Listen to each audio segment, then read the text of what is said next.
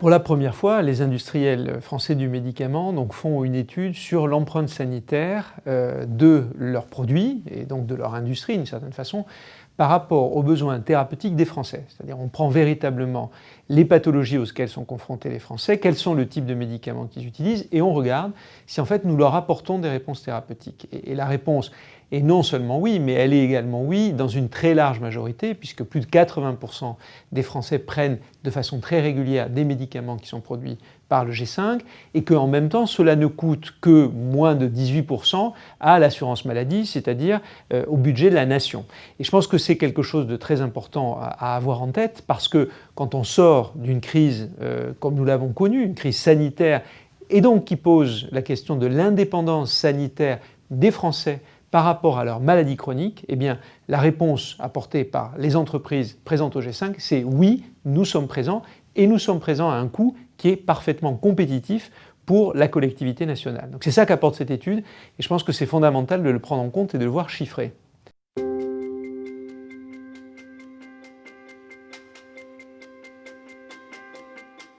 La différence en fait du plan de relance pour les industriels du médicament et de la santé par rapport à d'autres secteurs industriels, c'est que nous sommes dans un secteur hyper régulé.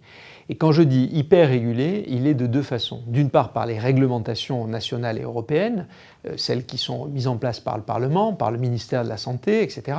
Mais aussi par le caractère hyper compétitif. Puisque si on compare avec d'autres secteurs d'excellence de la France, en termes industriels, nous n'avons pas qu'un seul compétiteur qui est présent ailleurs sur la planète. Nous en avons des centaines, voire des milliers.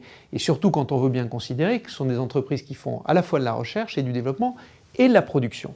Donc en fait le plan de relance, c'est en ça qui doit être différent pour nous, c'est qu'il ne peut pas simplement embarquer des assurances de baisse des charges, des assurances de baisse des impôts de production, des assurances de fonctionnement, on va dire, différents sur le prix, etc.